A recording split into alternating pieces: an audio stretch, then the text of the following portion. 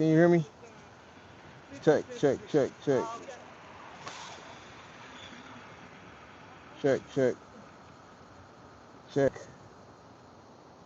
Be healed now. Be healed. Can you hear me? Check, check, check, check, check, check, check, check, check. Can you hear me? Can you hear me? Can you hear me? You can hear me? All right. Let me get to a safe space. Then we'll get started.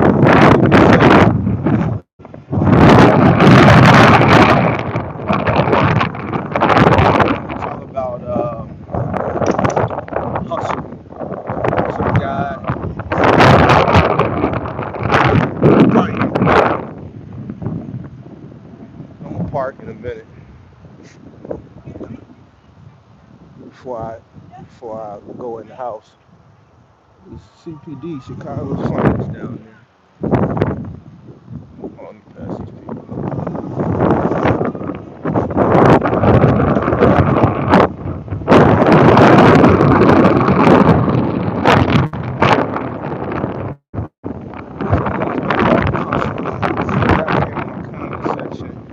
Like 2 or 3 days ago, it said, Mark, you know what you talking about when it comes to business. You mislead the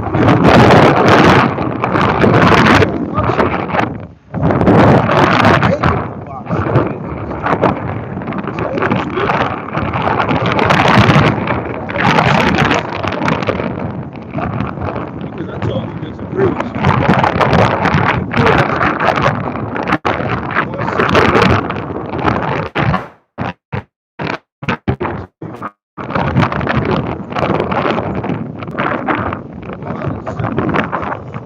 Find a cool spot and I'm gonna kick it for a second.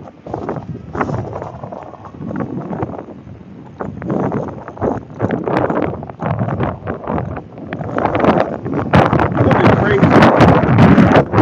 Crazy. You in there? I don't DoorDash.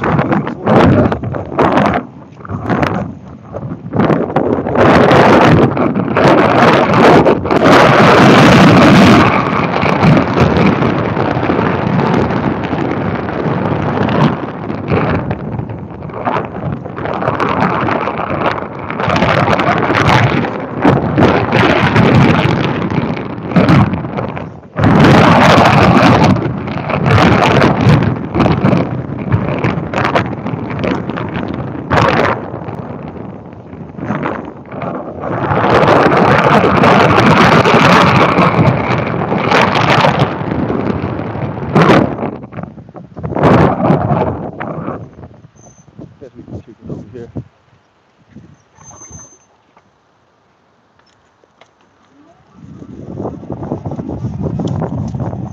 Cause she can't tell the arrows.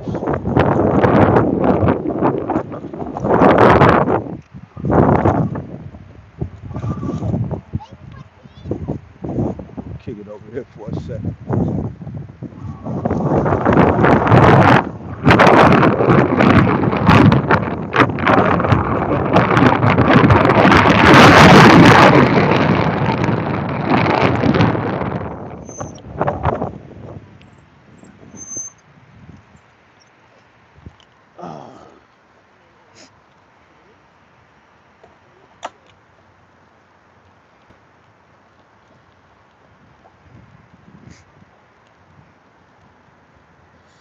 Alright.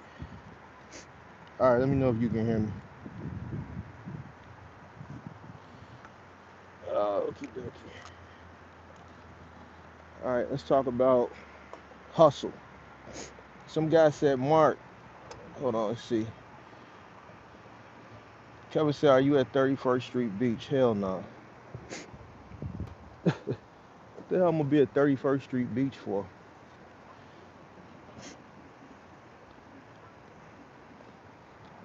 I'm not gonna tell you where I'm at. Well, I don't care. Shit, motherfucker come fucking with me, they gonna be in that water somewhere. Or I'm gonna leave them right here. All right, so some guy came in the other day talking about hustle, and he said, "Mark, you know what you're talking about when it comes to business, but you're misleading people because if you got hustle, you'll make it. That's cap."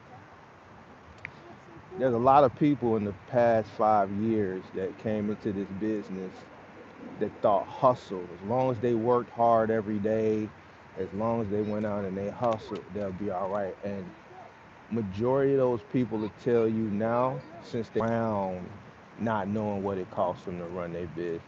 It's a lot of people that that that think that they can just have the work ethic and the hustle and work their way around not building relationships, having an ego. It's a lot of people that think they can hustle their way around, you know, not understanding the landscape of the industry and figuring out ways to be able to compete. It's bullshit. Hustle ain't enough. It ain't enough. It's only 50%. The other 50% comes from up top, your brain. Comes from your brain.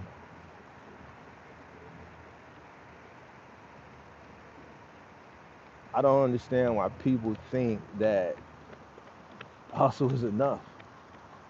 There's times in business where my work ethic has always been top notch. It's always been top tier. Always. Like I've never lacked on my work ethic. But there was times when my work ethic just wasn't enough. And I was faced with challenges, in business, moving final mile where work and hustle wasn't going to get me out of those tough situations, those jams that we all, that our real business owners find ourselves in. What got me out of those situations was my brain and my ability to think and my ability to search for answers and search for resources and think my way out of these situations. There was a time where I've talked about this before, where we got dropped. I got dropped from Grange. I forget what year that was. I don't know if it was. I forget what year it was. Maybe 2015, 2016. I don't remember. And we had to go with Progressive for a year. And I remember my broker telling me, like, yo, you're going to have to thug it out for 1 year. And I'm going to get you out of that Progressive deal. I'm going to start shopping you 60 days before it renews. But you got to deal with it for a year. And that year, like, I've never spent that much money on insurance ever. Before that and after that. Never. Never. Like, the number was astronomical. But guess what? I had to figure that shit out. Can you guys hear me?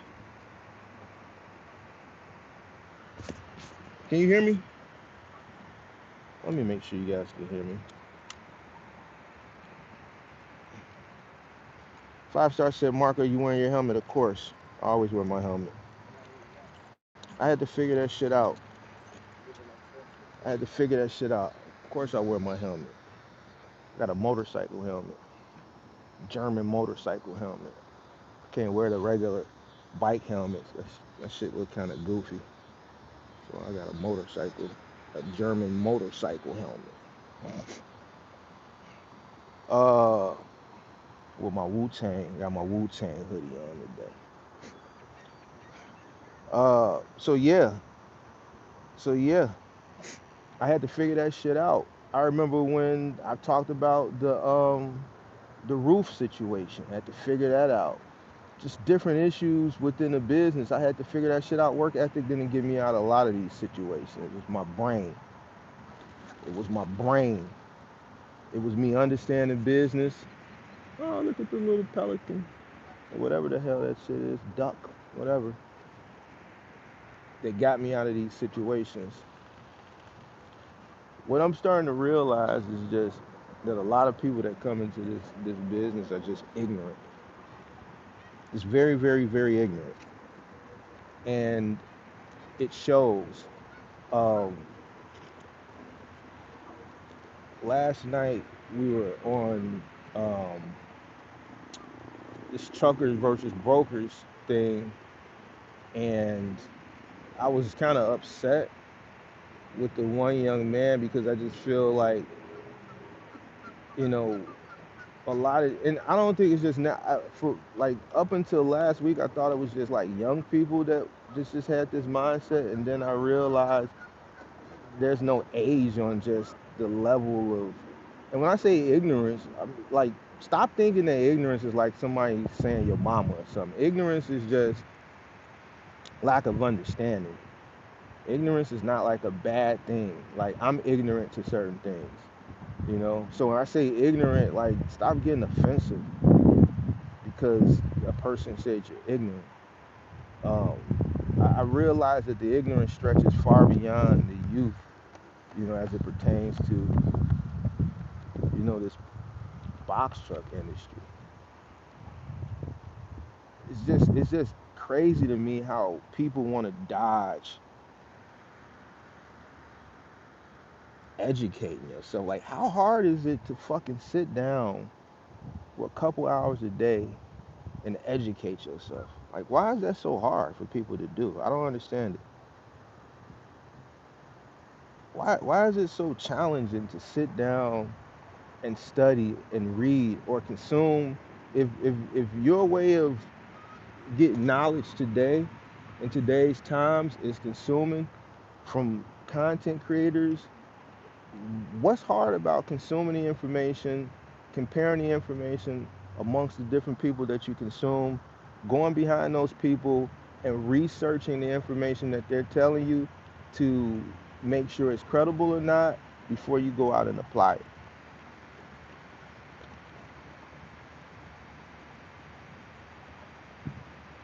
You said it's not entertaining. Well, I never known business to be entertaining.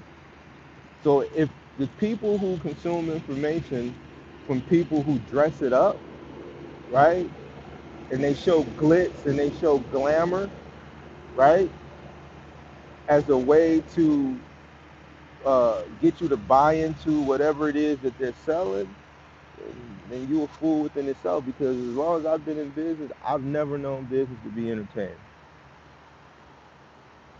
Like, when I go out and I seek information, you know, uh, for something that's going to, make me money, I don't like seek clown shows. I don't seek court gestures, shit that's going to entertain me. I seek knowledge and wisdom, and most of the time when you're consuming knowledge and wisdom, it's boring. It's not boring to me, but to most people, it's boring. So,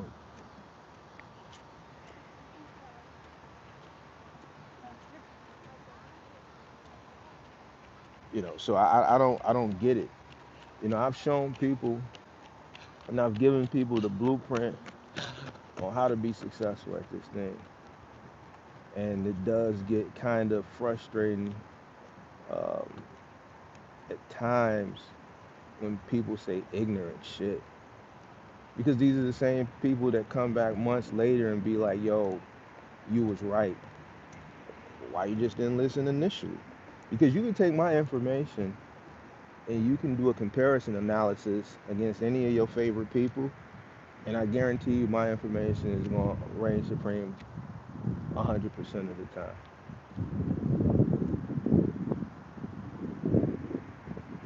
You can take my information and you can go behind it and do your due diligence and fact check it, and you're going to come back 100% of the time and say it's valid and it's credible. I've been there, I've done it. The mistakes that a lot of the mistakes that people make today, I never made those mistakes, because a lot of those mistakes just come from ignorance of not doing your research, and not understanding, uh, one, what it truly takes to run a business. Now, Kirk says, I heard him say something on one of his streams where he says, what you guys got to understand about Mark is Mark went to school for business, which is true. But a lot of the teachings that I teach on my channel, I don't attribute any of that to things that I learned when I was in college. None of it. Everything that I talk about on my channel as it pertains to box trucking and trucking, I learned in the field, right? Because in college, there was no specific class for box trucking, like the fundamentals of business. Yes, accounting, understanding cost, economics, right? Econ was clearly was one of my favorite classes. And that's obvious. Anybody that watches my channel, you know that that was clearly one of the things that I enjoyed. Those things help, right? Because they help me to forecast, right? Look at the water taxi. Look at the water taxi.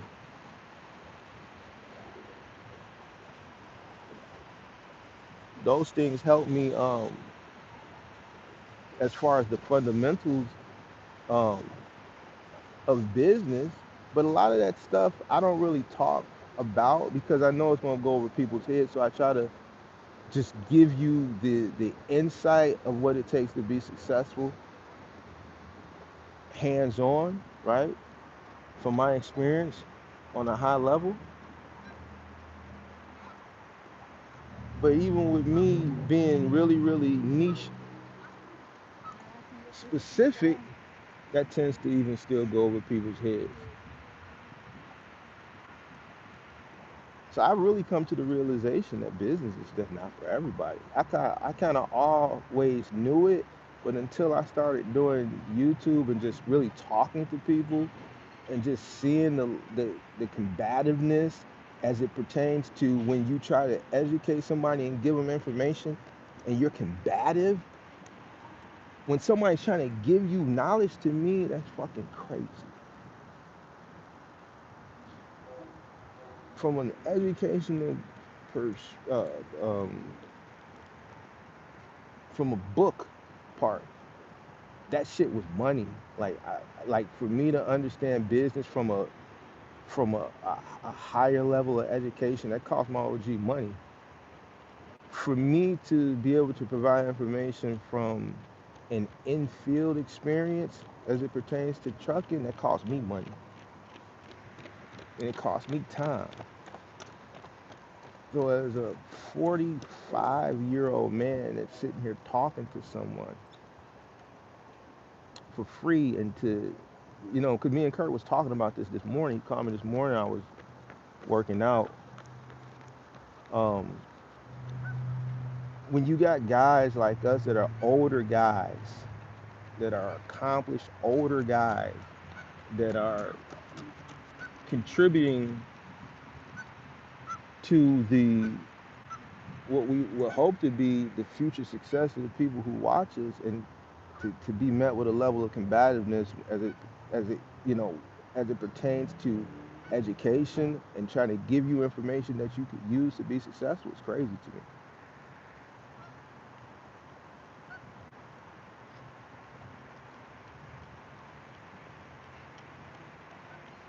People are worried about what the brokers make instead of what they make. And this is an argument that it's not going to die because you got levels of ignorance. You got guys like CDL Shorty, Markel last night. I think he has some sense of understanding. His attitude kind of changed towards the end of the stream, and he attributed that to something that I told him. I don't remember exactly. It's something I told him that broke it down. I guess he's kind of like changing his way he's thinking. Like, I've never worried about what another individual made. Never. Don't care what other people make. I know what my numbers are. I know where I need to be in order to break even. I know what I need. That cherry that I put on the top, as far as my profit margin, I know what that is. And as long as I can negotiate that, then that's the only thing I'm concerned about. If the person who's the middleman is making more than me, but they're not doing the work, how can I get mad at them because they're in a position where they can just, you know, uh, uh, push a pen or do a paper shuffle and make money? That's, to me, that's some hating ass shit, bro. Like, I don't worry about what other people make. And the people that worry about what other people make, do you know what they're gonna always be doing for the rest of their life? Working.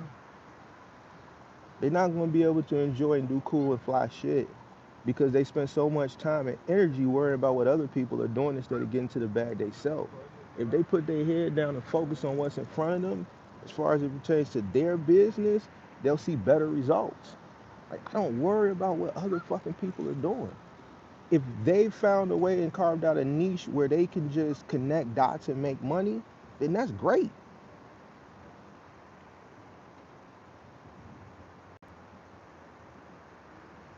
That's great. Somebody says about taking advantage of a bearish market. Absolutely. I tell people that. I've been telling people that since I came on YouTube, and people are ignorant.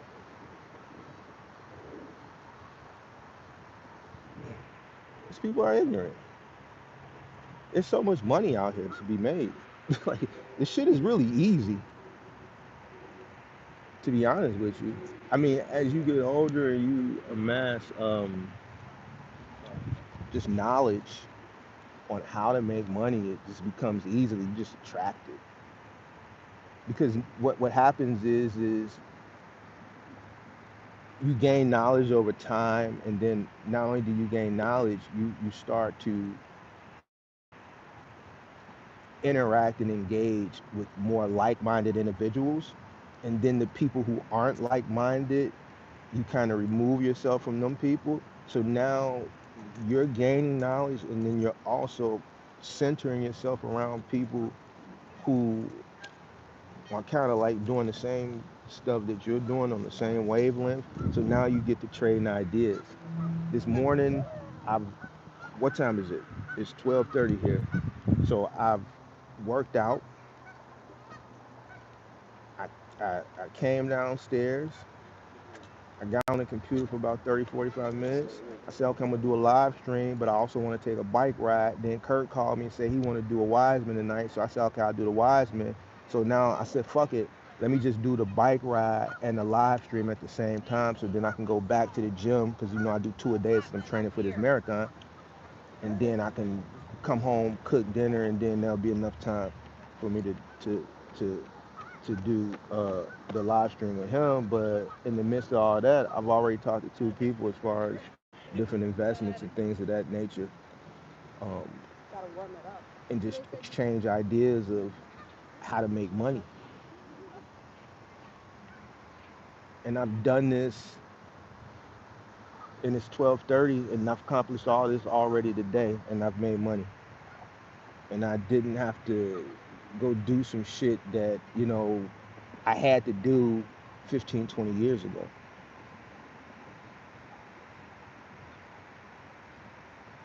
So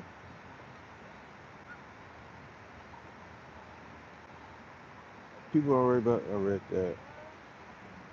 They won't worry till shit hits the fan. And I don't understand why people wait till the last minute to start panicking. Shit crazy to me. Shout out to Moving Company Hustle. CEO sure he can't even read. Why would I listen to him? You proved that the other day. Yeah, it's unfortunate. It's unfortunate that like people that preach that type of rhetoric, what they do is, and this is, I don't have no malice in my heart against him. I just think he's just uninformed, and I think he's uninformed because one, he's always been an employee. He doesn't understand what it what it takes to be a boss, an owner operator. So what I realized with a lot of people that are employees, even when I was an employee back in the day, that's why I always tell people, especially like the younger people, like I was telling Markel last night, stop looking at shit from just your side of the equation. When you look at shit just one sided, you're gonna always look like a fool. Before I open my mouth to say anything, I look at shit from all sides of the equation. I put myself in everybody's shoes from all sides of the equation. So if we were talking about something like last night, I'm gonna put myself in the owner operator's shoes, the broker's shoes, and the shipper's shoes. Because if I just speak one sided, and there's different parties involved in this transaction, I'm going to be just speaking out of emotion, and someone who's looking at the full scope of the thing is going to look at you like you're crazy.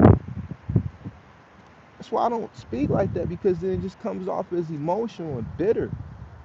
And as business people, we're not supposed to be emotional when it comes to fucking business. Because when you do, you're gonna make a bad emotional decision. You don't make decisions based off your feelings. You make decisions based off of logic.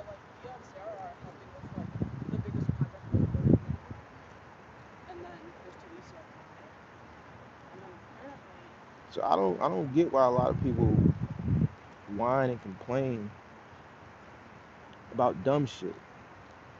But as I was saying about him, I just think he's just not knowledgeable, and he's never been an owner, so he doesn't know what it takes to be a dog out here. He's a person who's used to being a part of a system, and what we know about most people that are part of a system as employees, they feel taken advantage of. And then now in the society that we live in today, where you just got social media telling people stop being a worker, they're making millions and millions of dollars and billions of dollars off your sweat equity and da da da da da. You got guys like him that come preach this rhetoric, and then it spews into the hearts of just people who just don't know any better, and then it spreads like a cancer. And what he should be saying is, man, focus on your numbers, know your bottom line, know that little sweet little spot that you want to be at as far as what you want to profit, and build on top of that. Like, bro, I just don't understand this shit, bro. Like,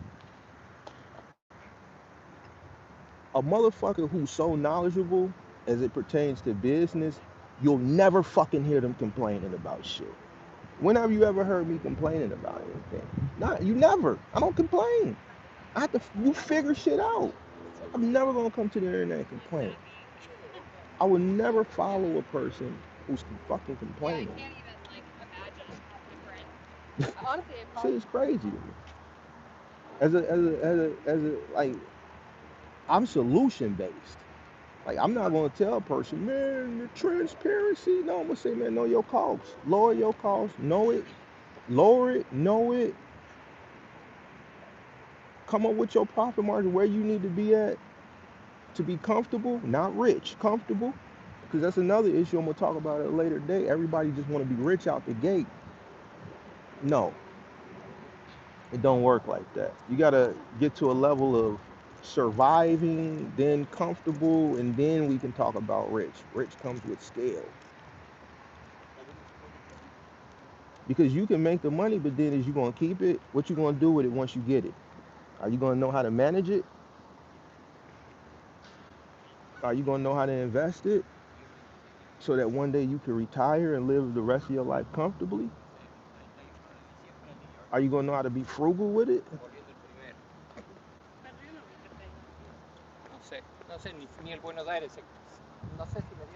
Appreciate that super chat.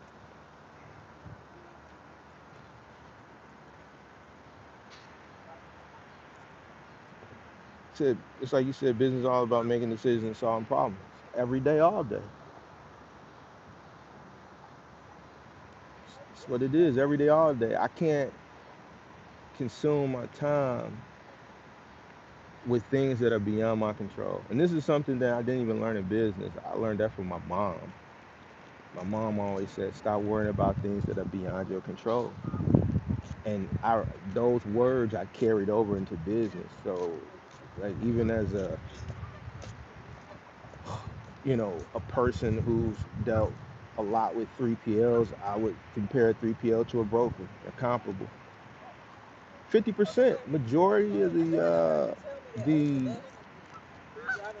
the contracts that I ran with 3PLs, they took 50%. I can't trip on that. Why? Because some of those contracts they did warehousing, right? Some did warehousing, some didn't. Even the ones that didn't would still take 50%. But I understand the inner workings of their business. They got a whole corporate structure where they got sales teams, they have dispatchers that communicate with the contractors, they have operations supervisors. There's a machine, um, you know, within that logistics company that makes that logistics company run. And a big part of that machine is people, and those people need to get paid. I never looked at, well, I'm out here doing the work. I got to pay my guys. I got to, you know, uh, you know, the cost of maintenance, the fuel. I got an office staff that that their work, the work that they do, is not directly associated with what brings in the revenue as far as being out in the field on the truck, but they're an integral part of the business because they're behind the scenes that's making this thing that I built, this beautiful thing, go, which helps alleviate a lot of the pressure off of me, which allows me to be able to go out there and find more opportunities to continue to bring in more revenue to keep people working. So I understand it. So I never complain about it. The things that I could know that didn't make sense for me to do, I didn't do them. Before we even got to this part of content, I've talked years ago about why I ultimately walked away from XPO. When they acquired a contract that I had from Urban Express that I followed from Dynamics, when they folded and they transformed everything into the way that they wanted things to be, and they said, yo, we're not paying you a guarantee no more. It's gonna be $33 to stop. I told you this 2, 3 years ago when I told that story. I walked away from it. I'm not gonna do shit where it's not beneficial. I know what it costs me to run. I know what I need to be at in order to be able to make money, and that no longer was it. So I walked away from it, and I had to figure something out for those trucks that were dedicated to that contract. And ultimately, I did. I took losses at the beginning. Why? Because I need to keep those guys running. So I know initially when when I walked away from that, we started doing phone books. So this lets you know how long ago this was. And phone books, they were paying like 11 cent or 12 cent a book. Wasn't much. And I just did that just to keep those guys working until I found something else, which took about a month to get up and going. But that's what I did. You know, what some people will do today, or what a lot of people will do today, if they were in that situation, they would just conform. They would conform because they think the hustle is going to keep them going, not realizing that that hustle that they're hustling and working hard for is at a loss. What's hustle if you're not making no money? So to the young man that said that, who my comment section, you a fool. You know, Big Mark gonna call you a fool because that shit don't make that shit makes absolutely. Listen, there's people that are out here hustling in a box truck every fucking day, working their hardest, working their heart out, working themselves to the bone at a loss. So tell me, how is hustle enough?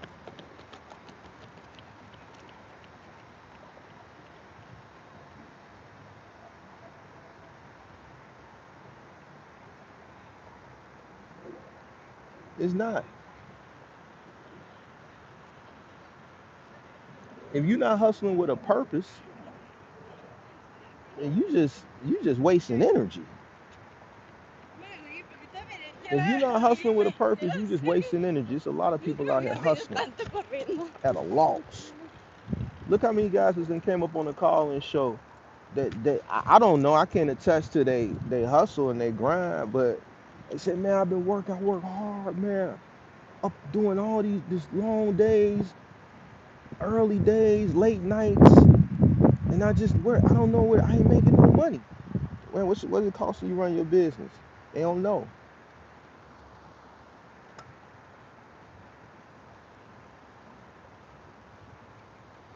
So what the fuck is hustle without a foundation? You just wasting energy. A motherfucker who just going out busting their ass all day at a loss, you just wasting energy. Get out the way. What thugs say in all these jail calls? Watch out. That funny ass laugh. Watch out, man. Watch out. You in the way, man. Watch out.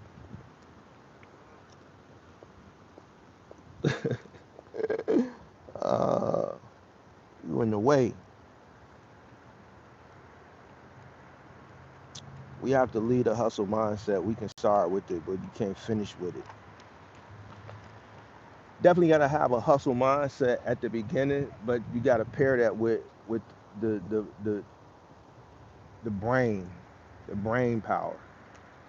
The brain power going to get you a lot farther than the hustle. You know, it's people out here. I'm gonna keep it a buck with you. I've never seen a person who just have hustle get by. Eventually, a person with just a hustle, they may be able to get by for a period of time, but eventually in business, they're gonna be met with uh, some form of issue where hustle ain't gonna be able to solve their issue. But there's people out here that use their brain, and never had to really do that physical hustle and bustle that we talking about. They've been able to think their way into making a lot of money. There's people that have never done a day of, and I ain't talking about a person who comes from entitlement or person who, got something handed to them. I'm talking about a person who thought their way into some money and able to connect dots and pull strings and just thought their way through it. So if I would have, I'm gonna tell you this, and this is a great example. When the pandemic came, if I would have just thought hustle was enough, I'm just gonna hustle my way through this whatever this is pandemic. I'm thinking about my mindset back in 2020, quarter three, quarter four, 2020. Because I didn't really realize and understand. So in my head, I'm like, well, whatever this is that we in, I'm just gonna continue to hustle my way. It's gonna get right. It's gonna get right. I'll be fucked right now. I would have trucks that would still have no people, or the turnaround would be just crazy. Because we are 5 years, after the commencement of it. I wouldn't say 5 years removed. We're about 2.5 years removed from the pandemic. But look what the mindset is. People don't want to work. People are stupider than they were prior to the pandemic. I would have been kicking myself because I had an opportunity of a lifetime and I didn't take advantage of it, because I would have thought hustle. I mean, you just keep hustling, keep working would have got me through it. But no, it was the thinking that got me through it. And it was the thinking uh, which got me through it and made me to make the decisions that I made. So now I can talk about it and say, yes, I'm glad I made the right decisions. Decisions come from up here. I'm glad I made the right decisions based on the principles and the fundamentals that I learned throughout my journey, and people that I studied. If I would have just relied on we just keep working, we're gonna work our way through this shit, I'd be highly upset right now. I would not be sitting on the lake looking at this beautiful water at 12 o'clock in the afternoon. I would be somewhere kicking myself, or probably on the truck myself. I would probably have to revert back to being on the truck myself every day, and highly upset that I didn't use my brain to solve the issues that were going on at that time when a situation presented itself that I now know, and I kind of knew then, that was a once in a lifetime opportunity. Yeah, I'd be highly upset right now.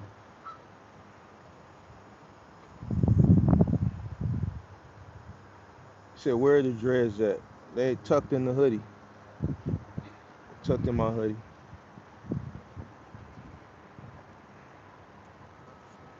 The more people in the industry had this mindset, we all be turning a real profit. Too many new and old are doing charity work out here, working towards nothing. I'm telling you, Hard work is and hustle is 50% of it. I'm not negating that, but the other 50% is brain. Because here's the thing, like I keep saying over and over and over, if you don't have the brain, then 50% is only going to get you 50% results. A decision can make you or break you, but if you make the right decisions because you understand, because you do the knowledge, you do the research, you consume information from the people who are giving you valuable information, even if it doesn't coincide with what the majority is saying. There's a reason why the majority are saying one thing. It's because they want you to buy into the shit that they selling you.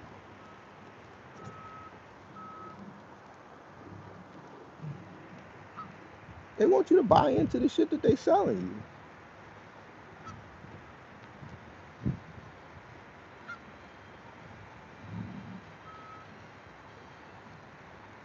Me and Kurt was talking this morning because he was talking about Markel, and he was just like, man, when people come up like that we've had these conversations with over and over and over and over again, and they don't get it, we just gotta let them go because they take up too much time. But then there's a lot of things that I didn't say on that show last night because I was just drained, you know what I'm saying? But like individuals like Markel, that's why I say, and this is not no shot to him. He watches the channel, he knows how I give it up. I'm just gonna keep it a buck.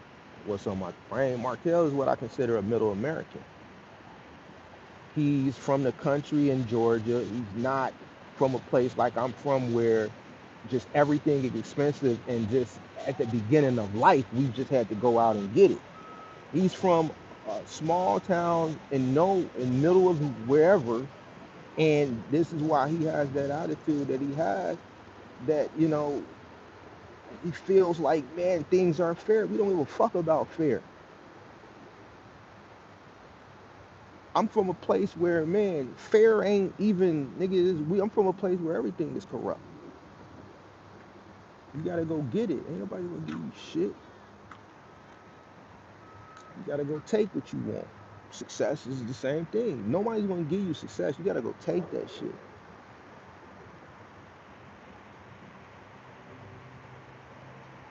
So he's a classic example of a middle American.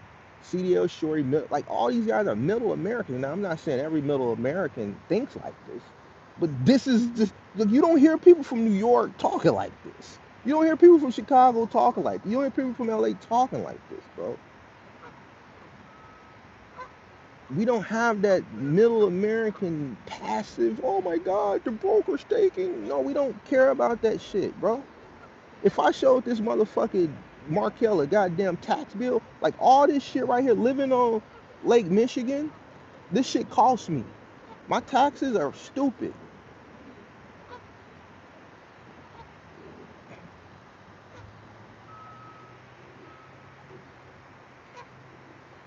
10.25%.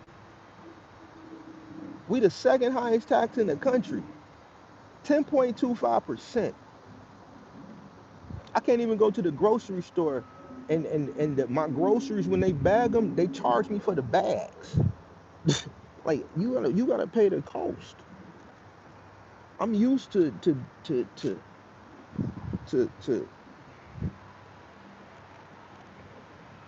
uh, just having to go out and get it. Charge it.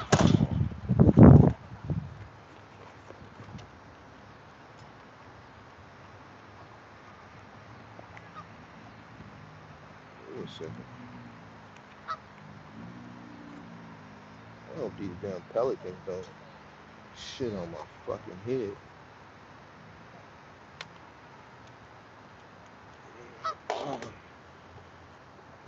Don't ask me what's in my pouch. You already know what's in my pouch.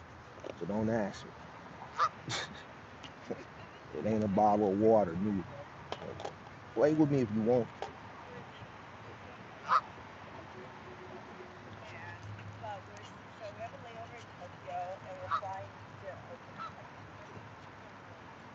So, shout out to DDD Truckers.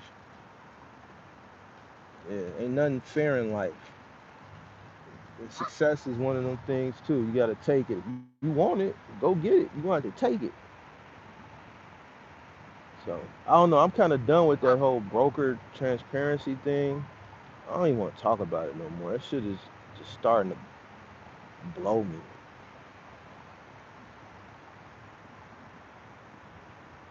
I just think there's just a lot of people out here that just want shit handed to them.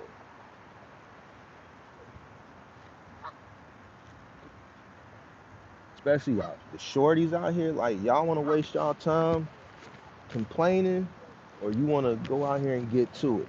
I'm telling you, that time is gonna go real quick. Next thing you know, you're gonna be 26. Next thing you know, you're gonna be 36. Next thing you know, you're gonna be 46. And then you're gonna wonder where all the time went. Then you're gonna look back on the past 10, 15, 20 years, and you're gonna realize you spent a lot of time complaining about shit that was beyond your control. When you could have just been getting to it.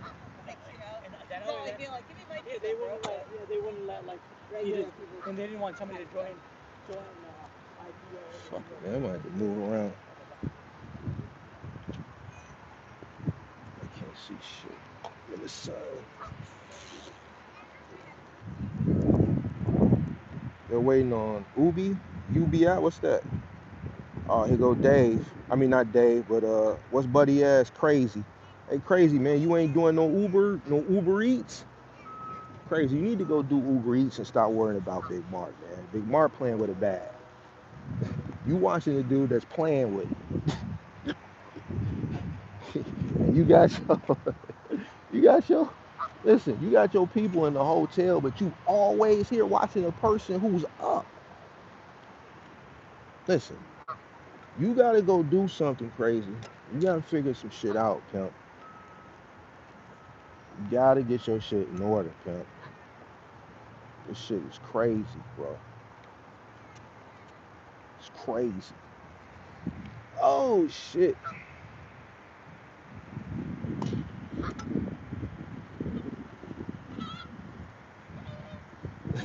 This man, this man, this man, hey, this man, he don't miss a day to watch me, bro. I would never be watching a guy like trolling, like how you trolling, bro? Bro, how are you trolling? Bro, listen, crazy. This is what we looking at right now.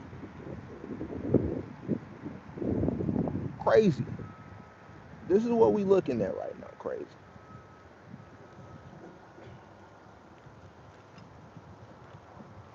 Crazy. You wanna go to Navy Pier? You want me to take you to Navy?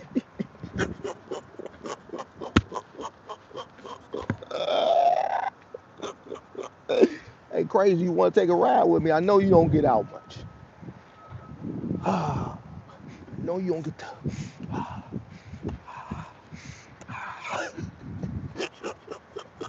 You ain't never got a better view. Listen, crazy. See, I see the view out my window. You have to commute to the view.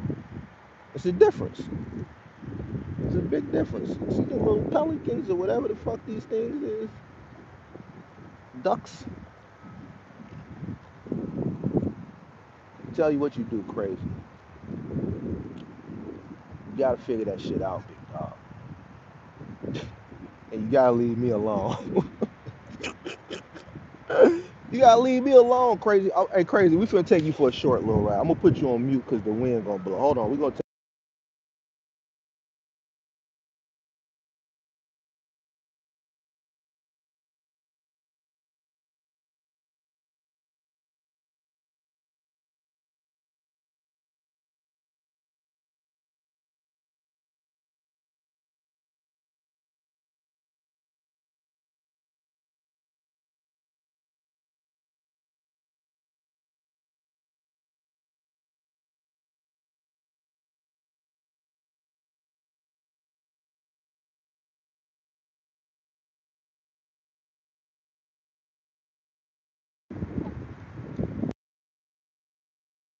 Hey, crazy. We gonna take you on a little ride. I'm gonna put it on mute. I want to win. Uh-oh. He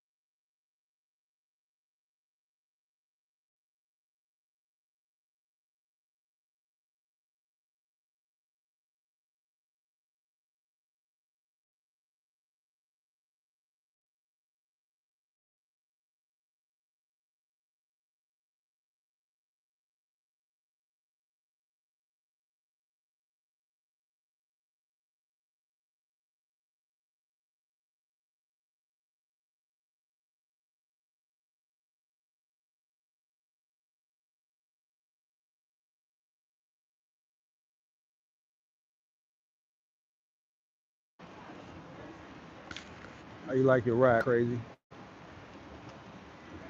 I can't take you in Navy Pier because they don't let bikes go past this point. But how you like it? Is crazy still here?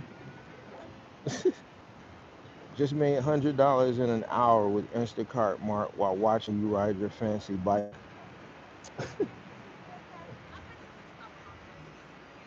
Okay, congratulations. I'm happy you made $100. Uh, uh, uh, I remember $100 like used to be a big thing. Like when I was like 16 or 17, I was like, yeah, I made $100. Oh.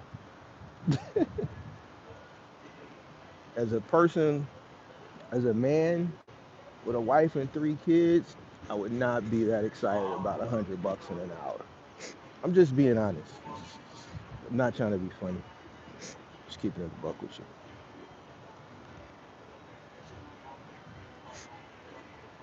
What's up, Sage?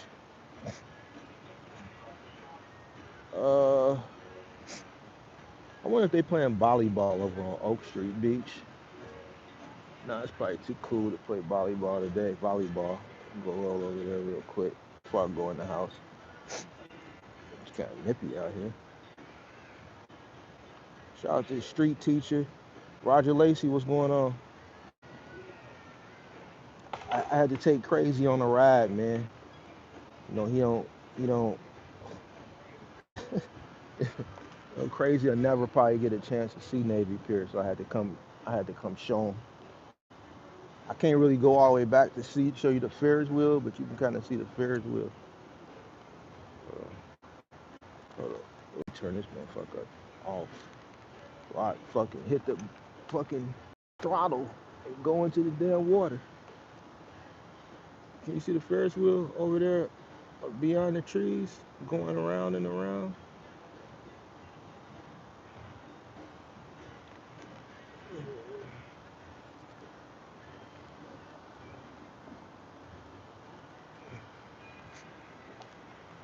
So I'm gonna look out for Crazy.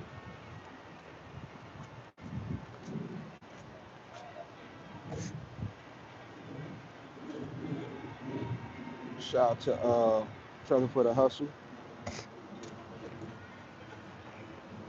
Look out for old Crazy there.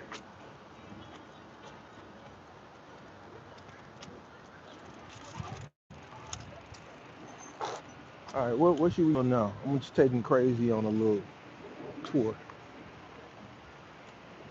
Got to get his mind, give him some inspiration, man, to get out that hotel. Cause he's Crazy, so busy worried about me. I don't understand it, bro. Hey, Crazy. Crazy, you gotta stop worrying about me, big dog. See all these buildings? Crazy. Let me show you something. See this building right there? It's called Lake Point Tower. Big Mark made a lot of money in that. Listen, over my career, I made a lot of money in that building. A lot of money. A lot of money. Listen, I moved so many people. BJ Armstrong was living in this building. I don't know if he still live in it.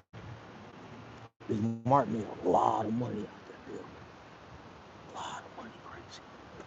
Crazy. It's ridiculous how much money I made out that building over the years. Let me show you the John Hancock, Crazy. You want to ride over there, Crazy? I could take you. I ain't got nothing to do, Crazy. I ain't got nothing but Crazy. I ain't got Crazy. I ain't got nothing to do. Hey, Crazy. I ain't got shit but time. I ain't got nothing but time, Crazy. Crazy. Let me show you something. See that building right there with the antennas? That's the John Hancock. Made a lot of money out that building, too. A lot of money.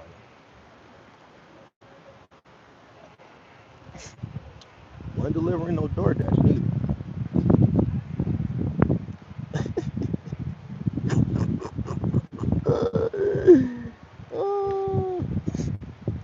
Aaron says he wants to come on the show.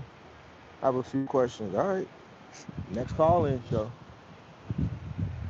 Yeah, BJ Armstrong lived in that building. A bunch of Bulls players have lived in that building over the years. That building is the only residential building on the east side of Lakeshore Drive.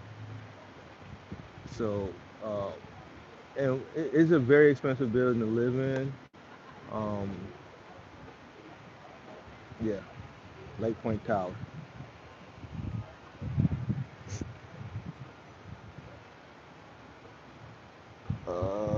Let's see.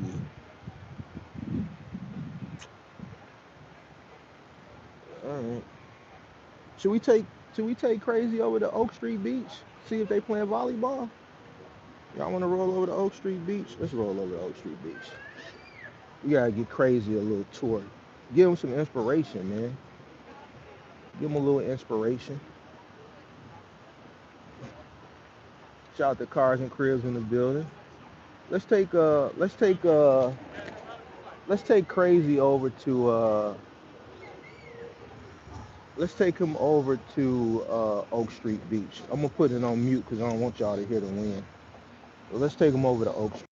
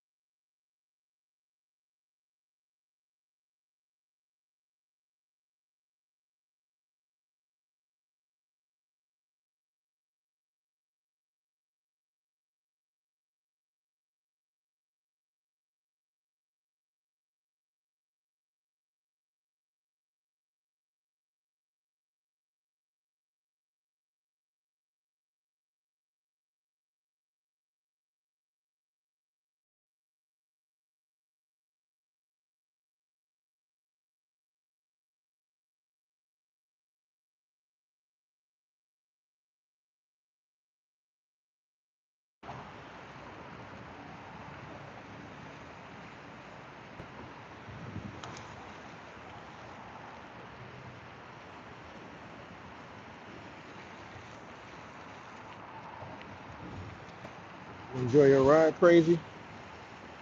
Did you enjoy it?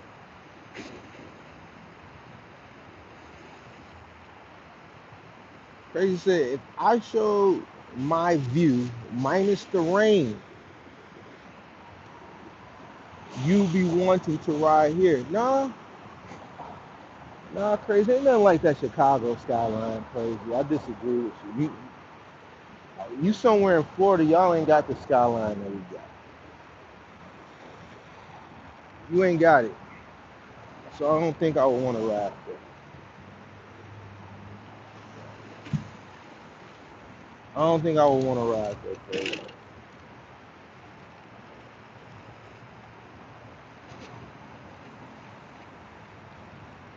Hey, crazy. Hey, crazy. I don't think I would want to listen. Crazy. Hey, crazy. I'm just fucking with you because I'm bored, bro. I ain't got shit to do.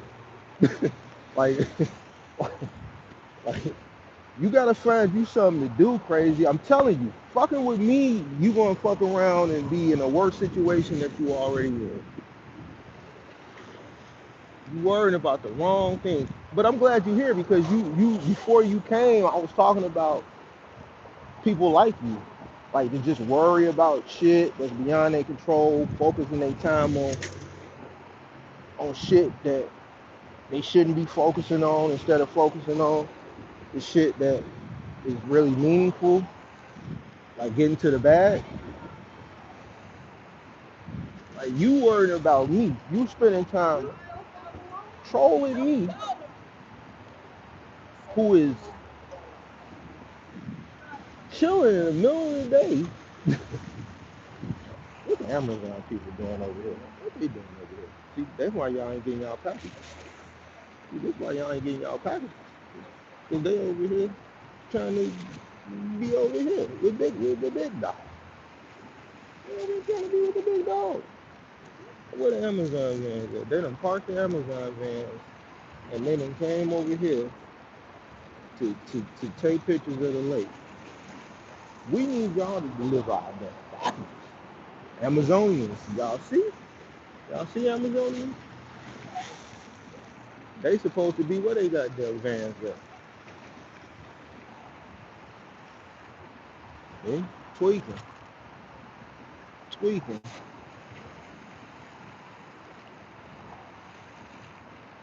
Mark, will you ever go back to business in the future? Who says I'm not in business? I'm in business. Who says I'm out of business? I'm still in business.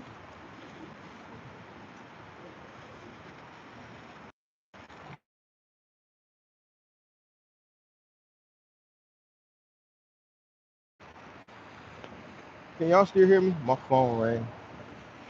Let me know if thumbs up if you can still hear me. Thumbs up in the chat if you can still hear me.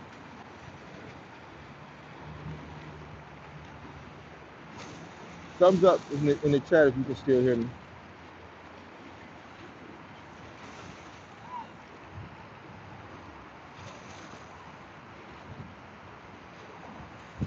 Would I ever go back into? I'm still in the logistics business. I'm just not in a capacity of before as far as operating trucks. I'm still in logistics. I'm still in the logistics business. Just not in the capacity of operating trucks daily and dealing with a bunch of people and operating trucks daily. But I'm still in the logistics business.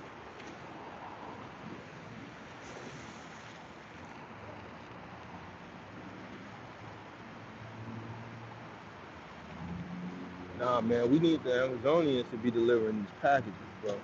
For them to be over here, that means they had to park at least a few blocks away because you can't cross Lakeshore Drive.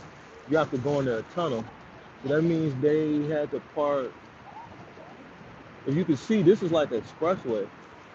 So for them to come, they had to come underground and cross the expressway to get over to the lake. So that means they had to park their vans somewhere way over there on the other side of the expressway.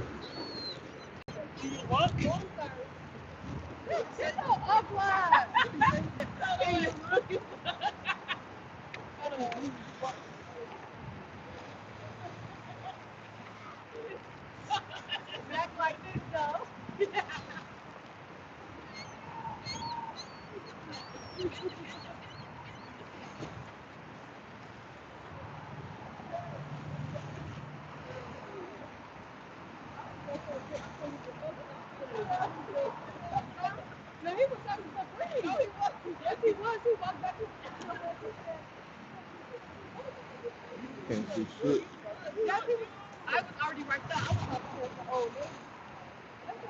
Man, bro, sun crazy right now.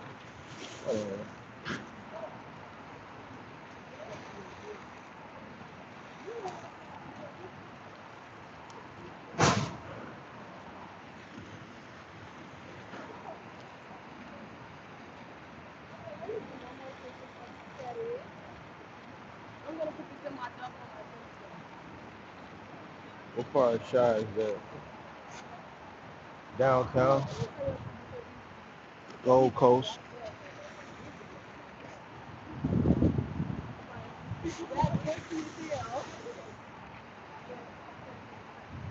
Hold on, yo. I can't see shit. Sun right there, motherfucker. Hold on.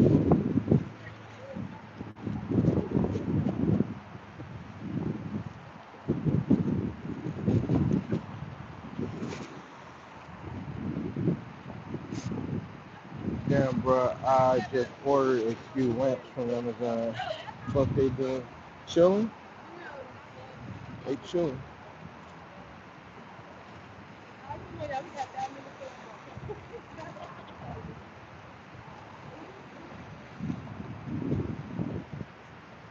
I heard. They said, come on, y'all.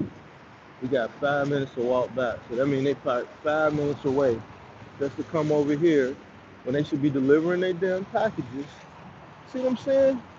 What's up with the youth, man? Y'all got a job. Y'all over here, y'all had to walk a nice little distance to get over here.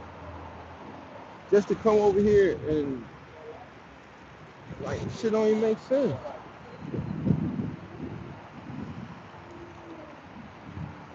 Hold on, let me find some shades, man.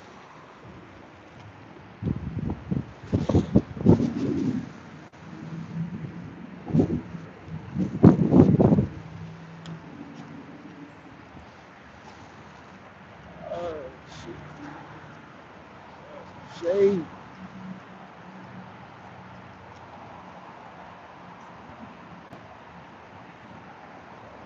God damn.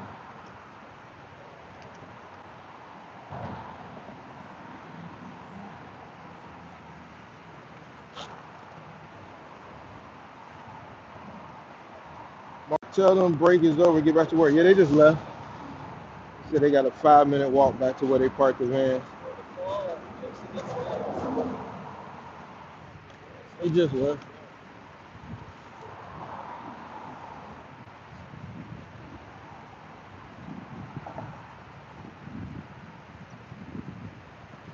Nah, they ain't done. It's only 1 o'clock.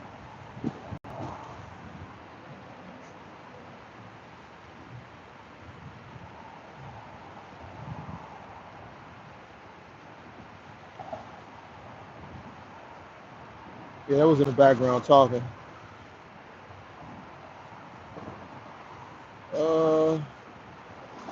You said Farge, I answered that question.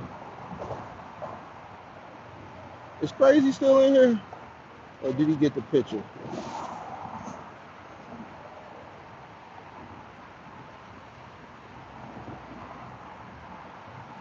Uh,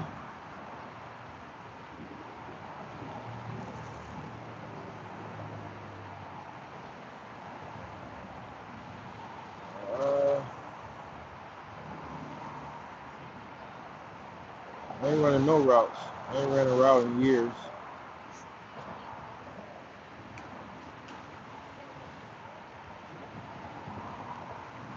I ain't ran a route in years.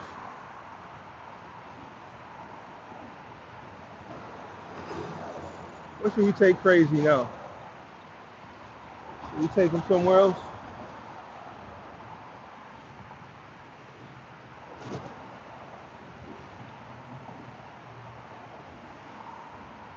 Should we take crazy somewhere else? And he got the point.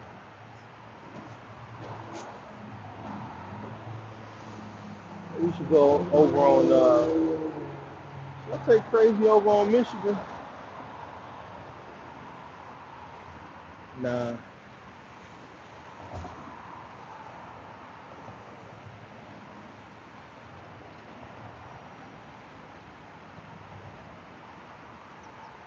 Mark, what's the difference between a $150 hotel and a $2,000 hotel that's right next to each other? The difference is that sounds like some shit that's in Puerto Rico. When I was in Puerto Rico, I stayed in a really expensive hotel. It was like the second best hotel in San Juan, but it was in the hood. Like I didn't realize that San Juan was.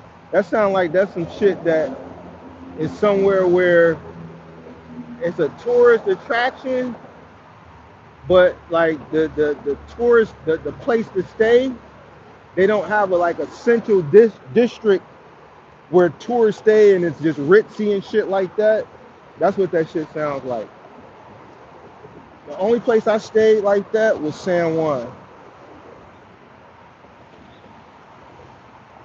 I stayed at the La Concha, and that shit was top tier. That shit was in the middle of the fucking hood.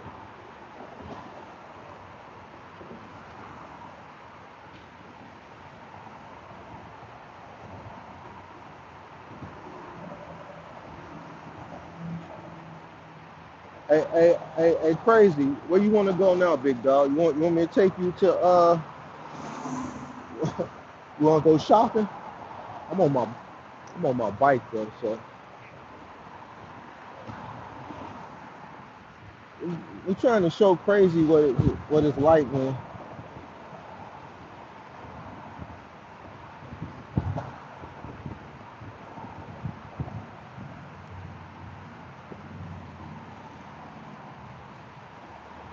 Where we want to take crazy next? Should we take crazy somewhere else?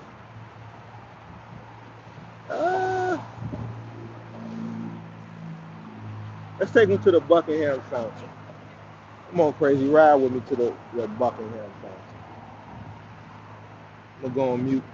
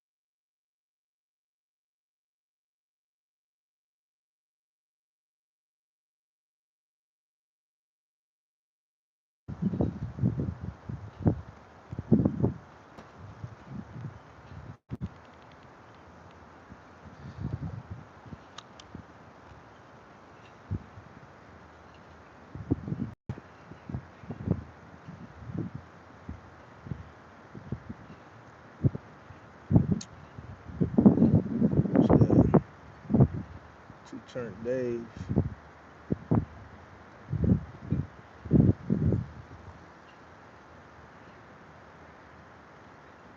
Man, boy, it's sunny as hell. I can't see this shit.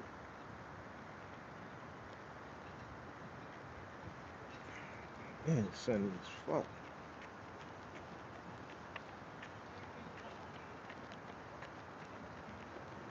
Two Turn Dave said, where you at? I'm at home. Yeah. Right down the street, actually. I'm gonna go in the house, make me a salad, man. I'm hungry.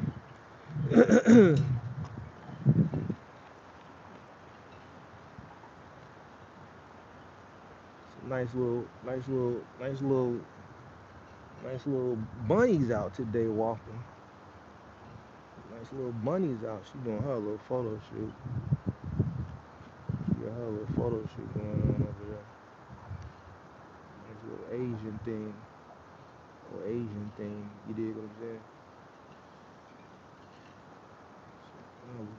Photo shoot over there. You dig? Alright. I'm finna take my ass in the house, make me a salad.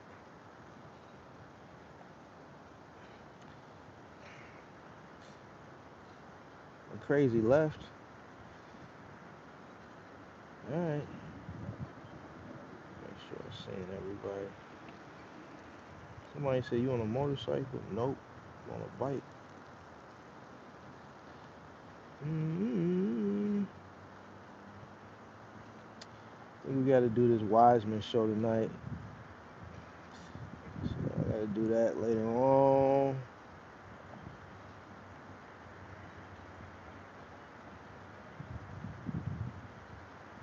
Shout out to No Feelings, No Emotions. Crazy said, Mark, looks nice over there. Not gonna lie, I always thought Chicago looked like a third world country. Do this look like a third world country to you, Crazy? Do this look third world country-ish? Don't look third world country-ish to me. Now, you know what I'll do? Because I'm a real guy. I'm gonna take you on a ride through the hood, but not today. Not today, because we ain't dressed properly. We dressed. We dressed. Don't think we not dressed. I ain't got a section on me for nothing. We got it. We dressed, but we ain't dressed the part to go over there. So we gonna have to put on a different outfit. But I'll take you through it. I'm gonna do it on my bike. I'm gonna do it on my bike. Do it on my bike. Nope, I ain't gonna do it in the car. I'm gonna do it on my bike. I'm gonna ride through on my bike. Crazy. Show you what it really is.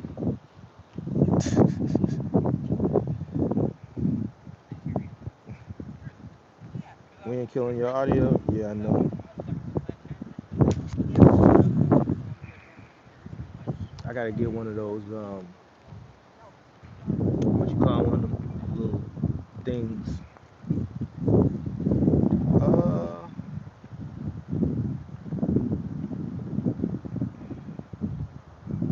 Man, crazy. You tweaking, boy. Ain't no third world country over here. Now, I'm gonna take you, not today, though. Man, Shorty is over there having a whole photo shoot. She is really having a photo shoot.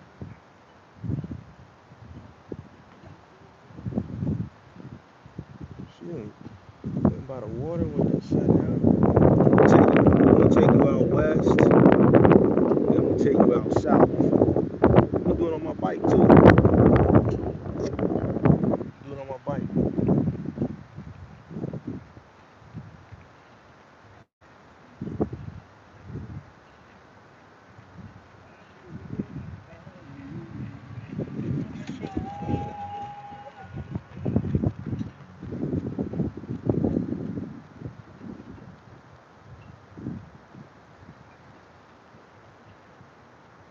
Alright.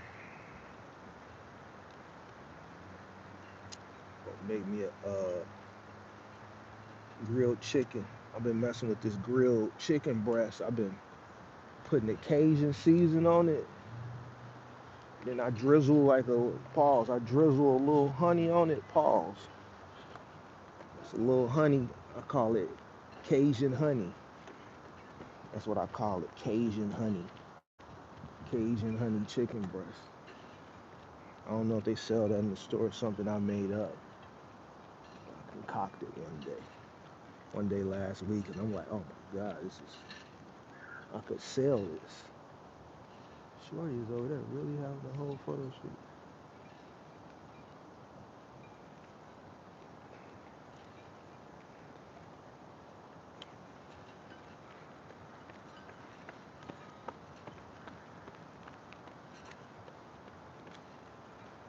I always wonder how they, because I'm not a big boat guy,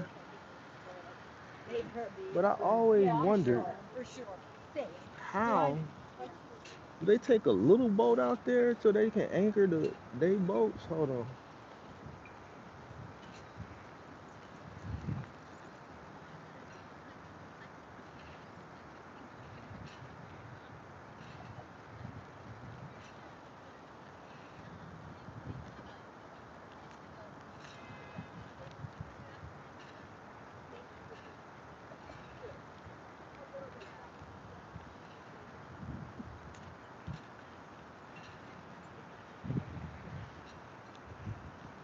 Shorty was a little diesel.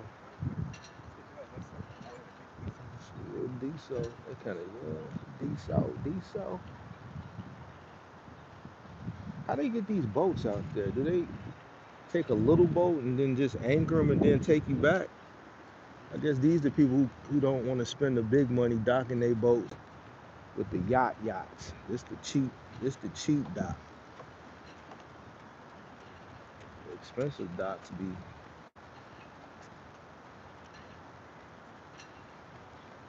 yeah, I think they take a boat, drop you off and pick you up, anchor it, then bring you back.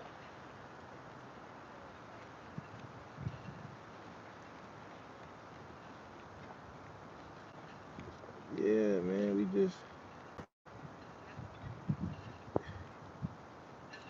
they said, what you doing? Where you at? Home, chilling. Like, all y'all middle Americans, y'all gotta stop thinking Chicago is like this third world country. Y'all see a few Trap Law Ross videos. You see a few, who else is the other buddy? Chicago Scene 88 videos. And y'all think Chicago is just this, that shit is confined to a few areas in the city. These people that you see walking right now, like these white people and shit, they never been on those sides of town. This is what they confined to. This shit right here. This shit that motherfucker paying all this money in taxes for. This lake. They stay in this area. All over here, up there. They don't stay in those little small little pockets that you see in a goddamn it Trap Lord Ross documentary. Those areas are different pockets on the south and the west side. That's not the whole city. Doesn't That's not the whole city, bro. Yeah. Chicago is a very rich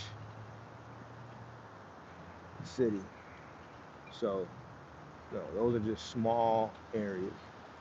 Now, crime, does expand. Like they'll come to this downtown, they'll go up north and rob people, but the hood is not the whole city. If that makes sense.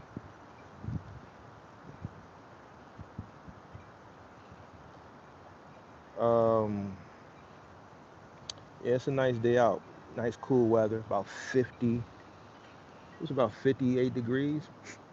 58, 60. Cool. Nice little day just to get out, Enjoy the weather. It looked like the summer going to end a little bit early. I thought we was going to have hot weather all the way to the end of September, but for the past week, it's been like 60. Got down to like 40 something last night. So get these last little days out of this, late before it get really, really, really cold. I was talking to one of my homies this morning. He said that they predicting it's going to be a bad winter. So, low key, I kind of hope it is. Like, we ain't had no good snow in about the last blizzard we had was 2015. So it's 10 years since we had a blizzard. I remember that blizzard. It took me 2 days to remove the snow from my yard to get my trucks out. But hopefully we got a blizzard. We ain't had no snow in a while.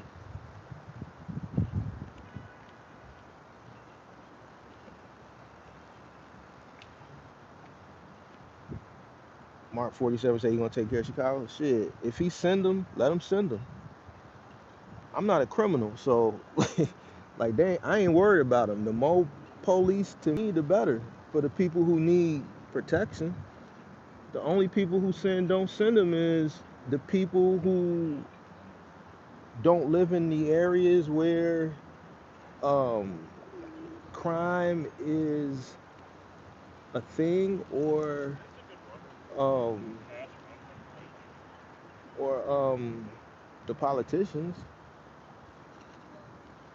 That was CPD's finest that just rolled past. Um, the politicians don't want him to come because I think Pritzker is probably going to make a run for president. And if not at 28, 32, and if he makes a run for presidency, whoever his opponent will be, they can run and say, man, you couldn't even protect your own city. Back in 2025, Trump had to send the National Guard to protect your city. What type of president are you going to be? We won't feel safe under you. So that's going to be a talking point of whoever his opposition is. So with Pritzker knowing that, because it's clear that he's going to make a run, if not in 2028, 32, that he can't allow that to happen because it's going to be very detrimental to his campaign. But as far as the people in the city who are affected by the crime and live in those communities, they want the National Guard to come because the more protection, the better. So if they come, cool. If they don't come, cool. I'm straight regardless. But I don't mind them coming, me personally. Shout out to Kirk. Uh, how do I get locked in with your community? I'm on the road. Join, hit the join button on YouTube or join the Discord. The links everywhere. It should be links in the description. Shout out to Edie. Kirk said he want to do a Wiseman tonight, so I guess I need to go home and get ready. Go to the gym, get my workout in. It looks like I gotta argue with this guy tonight. Shout out to Jags Alexander, Big Mark, my dog. I see you outside enjoying life today. I appreciate all the hard work, knowledge, and wisdom every day, bro. Keep doing God's work. Appreciate you.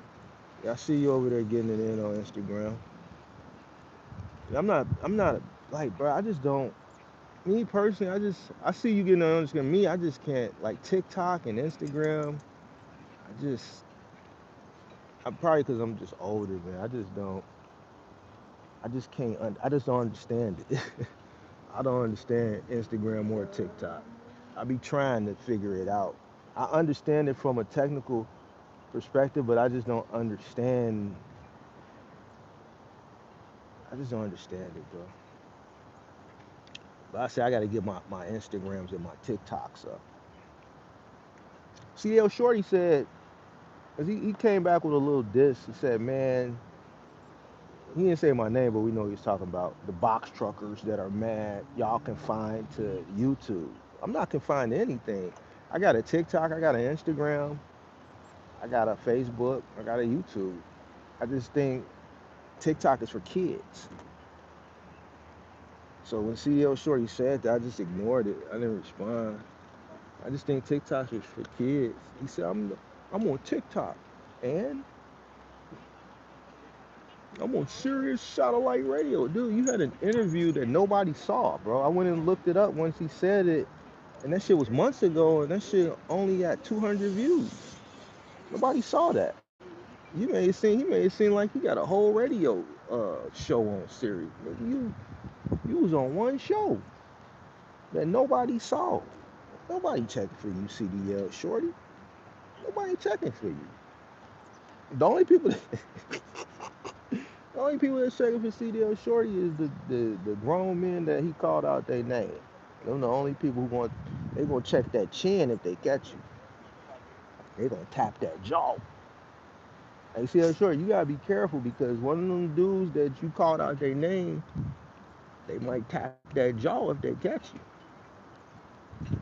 They might tap that chin piece.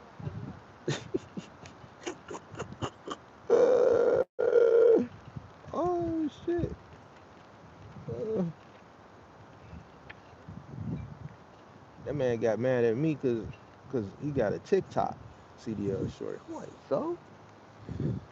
Bro, TikTok, I ain't gonna lie, I can't, like, that shit is, I don't know, bro. They got a lot of shit going on over there. Like, fucking stars flying and buildings falling on your head and fucking shit popping up on your face. I'm just not into that TikTok shit. Fuck that shit. My brother just got a box truck and I'm going to drive it, bro. Let's get it. That's what's up. The Cowboys versus the Eagles tonight. Uh-oh, Kurt, you hear that? You sure you want to do it tonight? Kurt, the Cowboys versus the Eagles. America's team, America's favorite team versus the Super Bowl champions, Kurt. You sure you still want to do the Wiseman tonight? America's team. Is the Cowboys still America's team?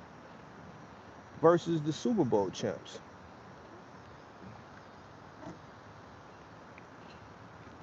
Hey, when Kurt came to Chicago, he was on the water. He took a boat ride. I didn't get on the boat with him.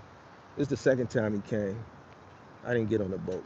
He had who was that guy you had with you the second time? When you had your kids with you, Kurt? One of your subscribers was with you. What was his name? I forgot. Kirk took one of these boats. I didn't get on it with him though. I said, nah, I'm gonna let you have your family time. Uh,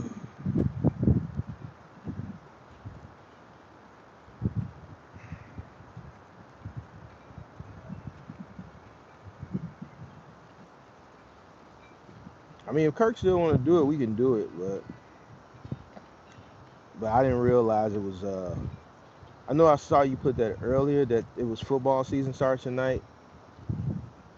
But now I realize why you said that. If Kirk want to do it, we can do it. I don't care. Talk with Ross said, "What you doing out there, OG? Biking. I did uphill this morning. I did uphill this morning. We did light chest. We did our squats. You gotta do squats every day. When you get older, your hips just tighten, man. I gotta keep my hips. And shit, hips is rough. Did my squats this morning. Light chest, cable, chest flies. Uphill for 20 minutes. Max incline. Speed level 3, 20 minutes, 200 calories. Uh, uh, chest cable flies. Uh, I did the balance ball squats where you squat with the balance ball on the balance ball so you can stabilize yourself while you squatting. Did some shoulders, worked some shoulders. Then came and got on the bike. Now I'm gonna go home, make me a salad. Then go to the gym, go to LA Fitness. I'm gonna hit arms, biceps, triceps. Hit core. Then I'm gonna come home and get ready for this show. If you still want to do it, not, then I'm gonna find me something else to do. You said District Boss? Oh yeah, that was his name.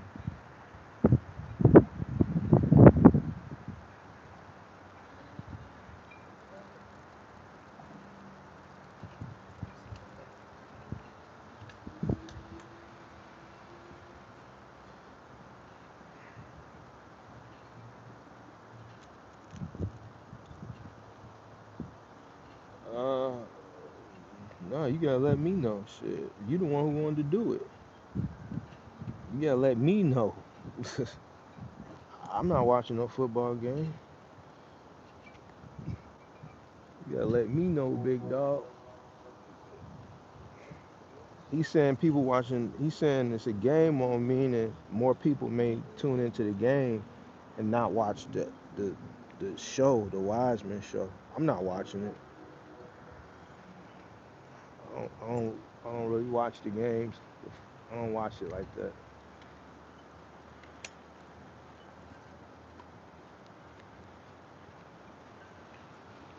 What's up? What's up?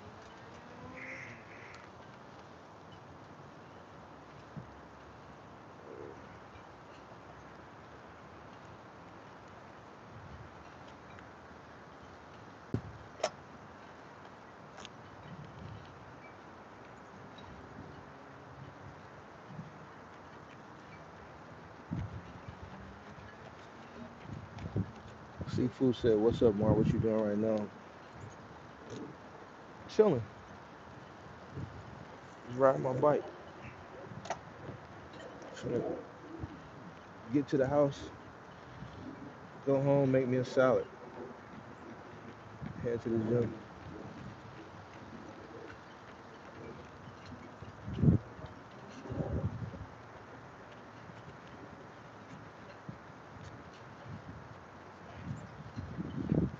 Like I said, let me know. No, you gotta let me know.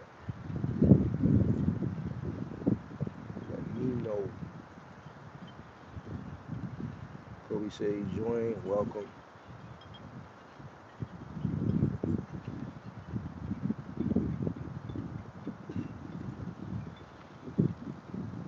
So he said you can have a successful Instagram. YouTube is YouTube is harder to stabilize. Yeah, YouTube is tough. You know, I see it's tough for a lot of people to get some type of traction. Definitely something that you got to work on. Yeah. I see a lot of people find success though on TikTok and Instagram more so than YouTube. But if you can, if you can catch it on YouTube, then you Gucci.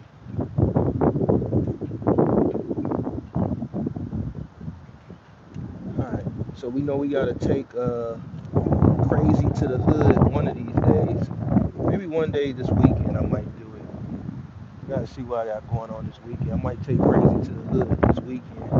If not this weekend, next week we'll do a bike ride through the hood. Not today though. I'll take my ass home. All right.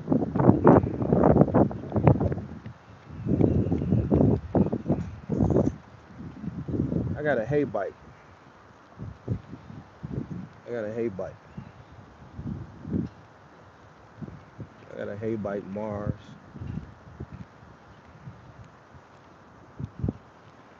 It's decent. Not too much. I was looking at a Nioki, but that thing is it don't fold up. I needed something that folded up so it was between electric or a hay bike, which are two of the best.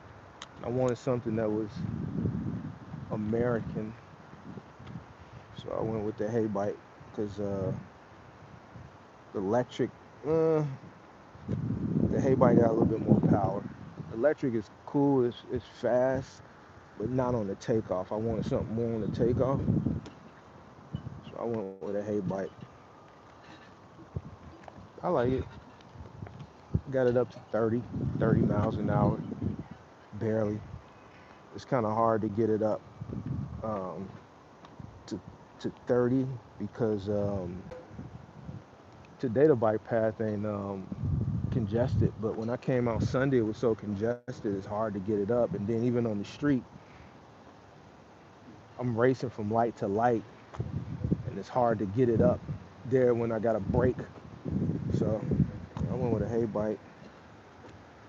I see a lot of the guys that do like the DoorDash and shit, they get like an Anioki because those got a long battery range and they can get them up to about 45 miles an hour. Um, but I don't want to go 45 miles an hour on a goddamn bike. So I went with the hay bike. Nice, cool, good for city riding, good braking mechanism. Um, Pretty cool.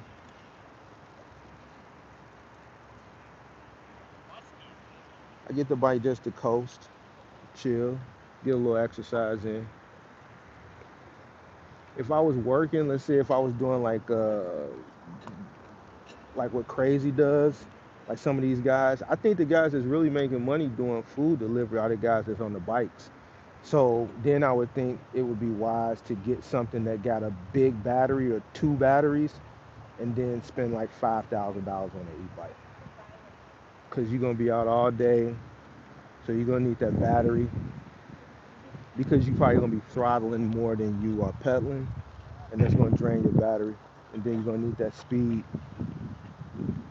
So, but if you just doing city riding and just coasting, getting a little exercise in, you can go with something that's a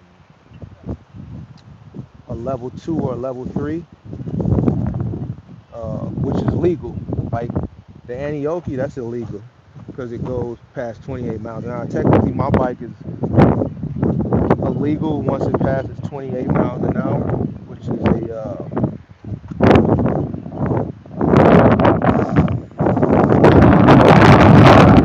28 miles an hour is illegal. But yeah, if you're doing just city riding and exercise, then get you a is it level 2 and level 3? Level 3, I think level 3.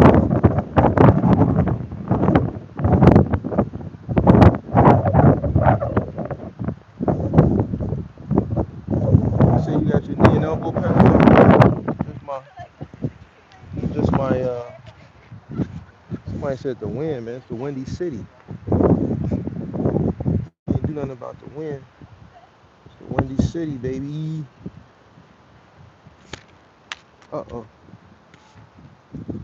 Oh shit.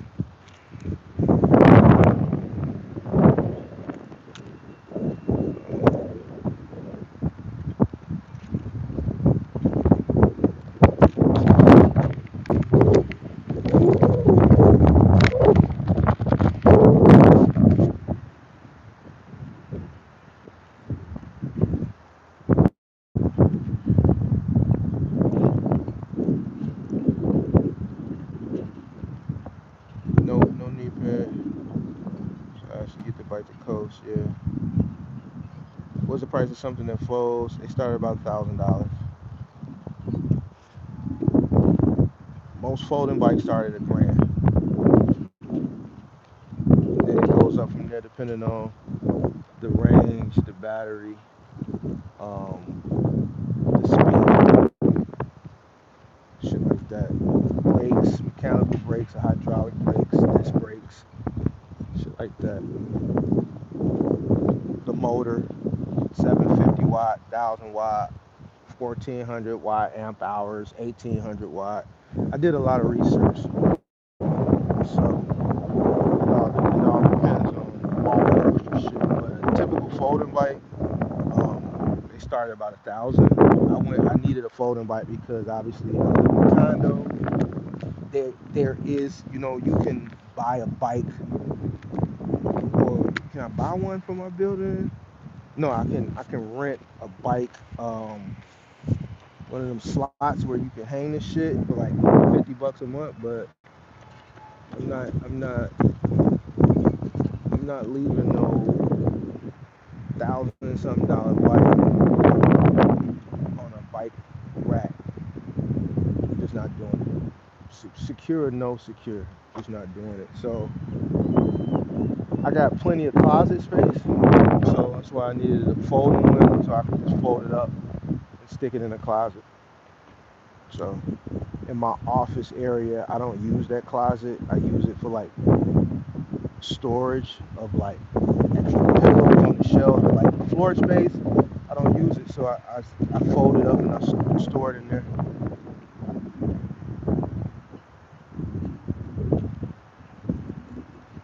Go for a swim. I'm good jumping in this water, boys. You crazy? It's cold.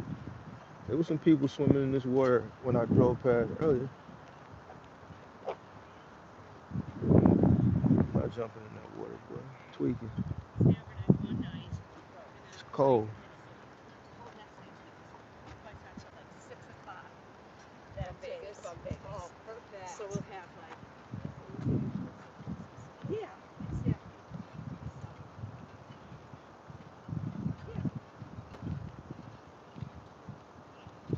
All right, bro, I'm finna take my ass home.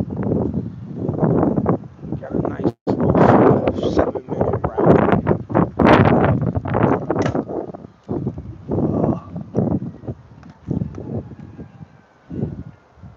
I know Crazy would love for me to show him where I live at. We can't do that, Crazy. We can't let you know. We know you want to know. We ain't gonna let you know, though. You know it ain't far.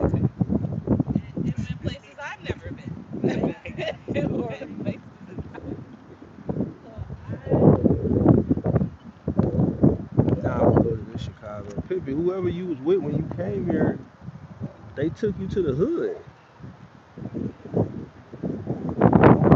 When people come here, why do people want to go to the hood? The hood ain't where it's at.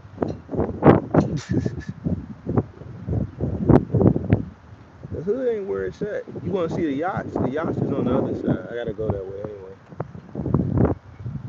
You want to see the yachts? What? No, I ain't gotta go that far. No, I ain't gotta go. No, I ain't gotta go where the yachts at. There's some yachts. I gotta pass some yachts.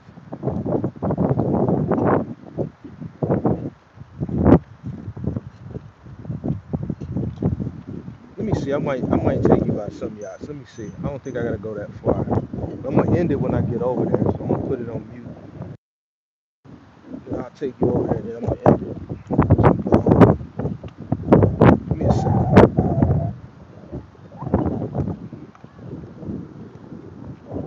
The big yachts, I ain't gotta go that far.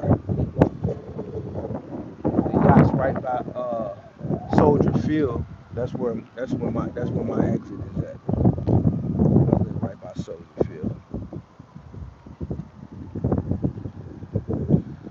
I'll take you to them yachts, but then I gotta get out because then Crazy gonna wanna see my building. Then he gonna try to dox me. You can't hide that, Crazy. I'm gonna have to come get you. Hold on. This up and then I'll take you on that route.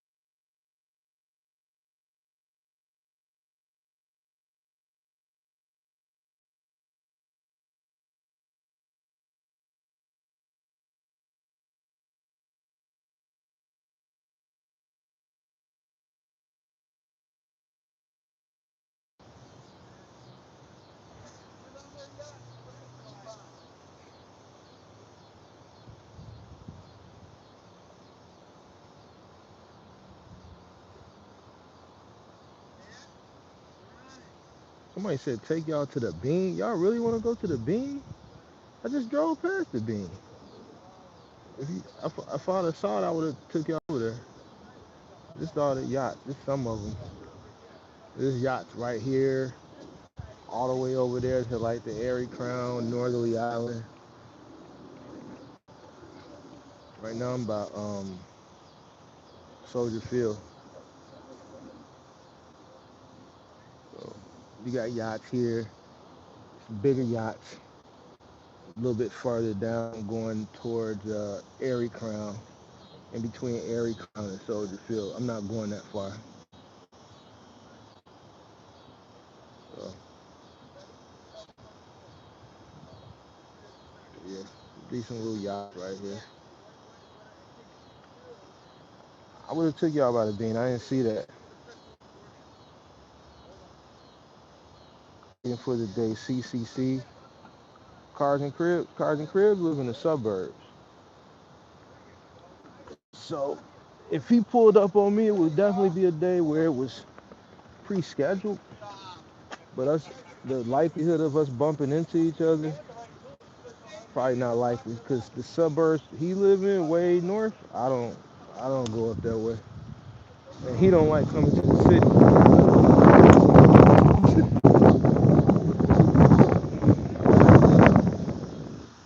Yeah, this big ass y'all got a Jamaican flag on it. Hey, where Kirk at? Hey Kirk, y'all Jamaicans getting money like this? Hold on, Charlie. Hey Kirk, I didn't know the Jamaicans was getting money like this. Is that a Jamaican flag? This big ass yacht. That must be what's Buddy Ass from the movie? What's Buddy Ass from Belly? That must be his yacht. Hey Kirk, is Kirk in here?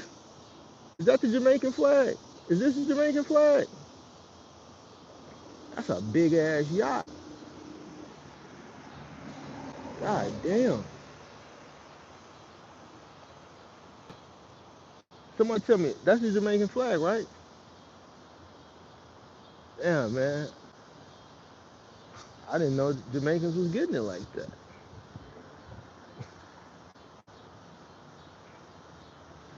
I owe Kirk an apology.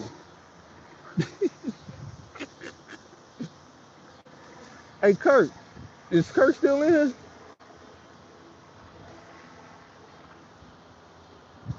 Man, Kirk, y'all getting it like that? That's the biggest yacht on this pier, on this particular pier. That motherfucker is big. That motherfucker what? Uh-oh. I like this little one right here. That's a nice one, but god damn. Compared to that motherfucker right there, that's definitely $1 million yacht. That motherfucker gotta be at least an M. Cause this little one right here is probably, this one's over 100 grand by itself. It's probably 300,000. That one's well over it.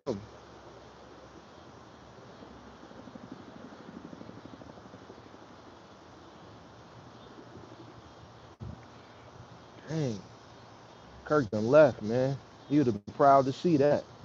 Let's see what else is down here.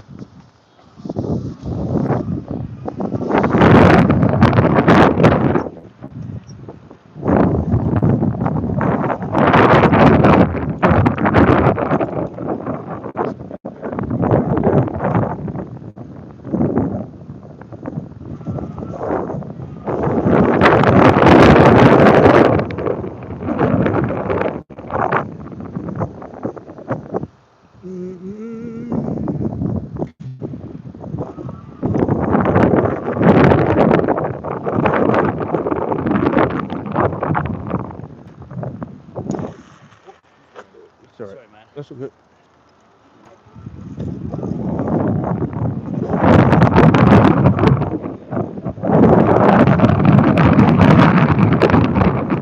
Sorry for the wind. I drove past my thing.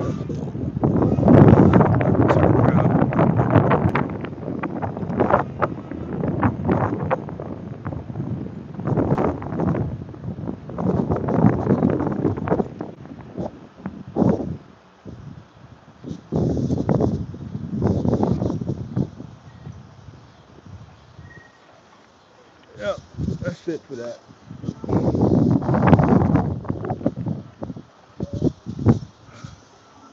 Can I get out of here?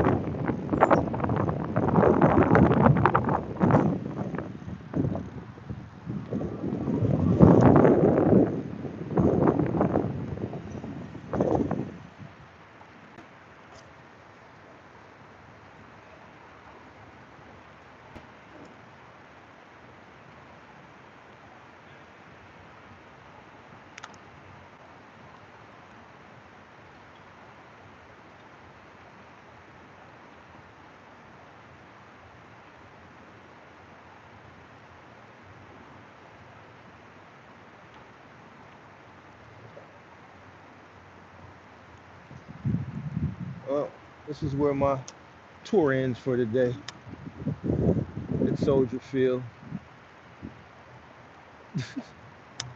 I live right down the street. So I'm gonna end my tour here. Go home, make me a little salad.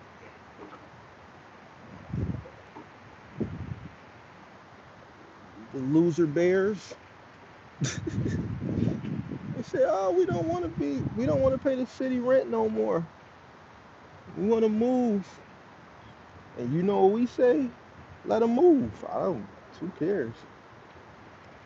It's a losing team. We don't care. What does this shit say?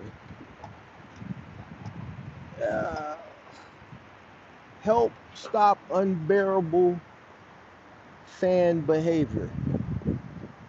For a safe and comfortable and enjoyable experience, fans are required to refrain from behavior that is unruly, disruptive, inappropriate, illegal in nature, or may harm or endangers others, intoxication, or other signs of alcohol substance impairment that results in irresponsible behavior, using foul, abusive, obscene language or gestures, or wearing apparel displaying the same, interference with the progress of the game, blah, blah, blah, blah, blah.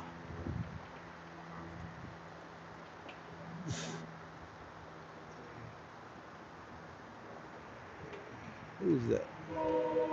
I ain't never been to a Bears game. The only time I've been here is for concerts. Last time I came to Soldier Field was to see Kanye back in 2021 when he that's George Hollis, when he built the house. George Hollis, the founder of the Bears. His daughter still, or his granddaughter, his daughter still owns the team. No, she passed. She passed last year. His son owns it now. The grandson, I believe.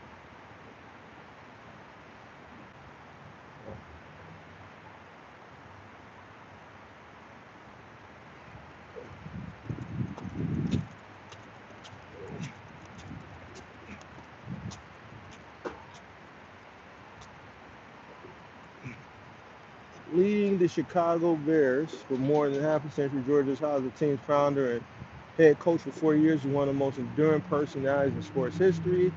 Hollis was active with the Bears starting in 1920 when he founded the team as the Decatur Stollies. Hollis was born and raised on Chicago's West Side and prepped at Crane. He went to Crane? Before attending the University of Illinois in Champaign, he earned a bachelor's degree while lettering in football, basketball, and baseball. After graduation in 1918, Hollis joined the Navy. For the first of two tours of duty, he was named player of the game in the 1919 Rose Bowl, playing in on the Great Lakes team that beat the Marines 17-0. The commander when he left active duty. In 1946, Hollis retired as captain in the Naval Reserve. He was also awarded the Distinguished Citizens Award, the highest honor in the Navy can bestow on a civilian. After leaving the Navy, Hollis played right field for the New York Yankees. And he played for the Yankees? I didn't even know that. For the New York Yankees, but a hip injury shortened his baseball career. Hollis went to work for a Decatur, Illinois corn products firm owned by an enthusiastic sports fan, Mr. A.E. Stolley, who sponsored a semi-pro baseball team and later commissioned Hollis to organize an independent football team. As a player, Hollis set an NFL record which stood 49 years until 1972, when he took a Jim Thorpe fumble 98 yards for a touchdown and a 26-0 win over the Dorang Indians at Cubs Park. 11-4-23 renamed Wrigley Field in 1926. He played in for the Bears from 1920 to 1929. It was named to NFL All-Pro squad of the 1920s. 3 times Hollis interrupted his coaching activities by his own volition. He first turned over the leadership to Ralph Jones from 1930 to 1932. In 1942, when he left for the Navy, Luke Johnsons and Hartley Hunk Anderson shared head coaching responsibilities through 1945. John Petty Driscoll coached from 56 to 57. Coincidentally, in 33 and again in 46, when Hollis resumed coaching, his Bears won world championships. During the 1940s, his teams reached the heights of their power with 4 straight Western Conference titles, 3 world championships. I guess they did championships different back then. They called them world championships. A fantastic 4-season record, including preseason games of 62-7-1. 62-7-1. Fantastic a 4-season record of 62-7-1. Scored 2,164 points and allowed just 842. The 1940 team, which defeated the Washington Redskins 73-0. God damn. For the World Championship, was voted the greatest professional team of all time by the National Academy of Sports Editors in 1963.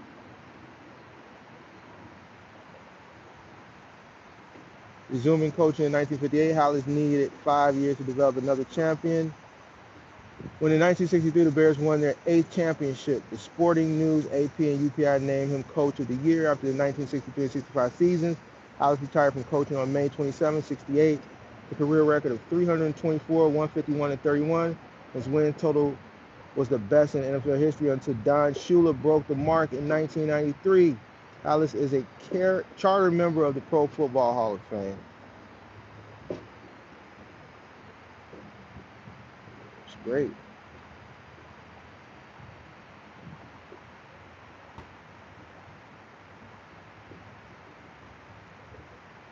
Man, y'all still in here arguing with oh, y'all can't hear me?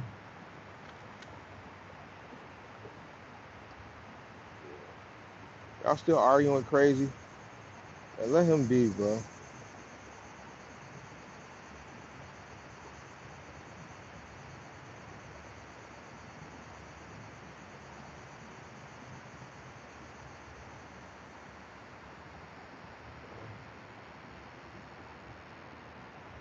All right.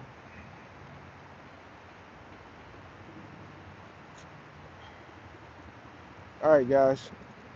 I'm done. Took you on a little tour of the lake. Next tour, Crazy says he wants to see the hood. So we're going to take him to the hood next time. On the bean or whatever. But I'm out for now until I got to do this shit with Kirk later. So peace, peace, peace. Okay, now how do you do this? Because I don't do these types of live streams. How do you end it? Let's see here. Give me a second, guys. Maybe this button here.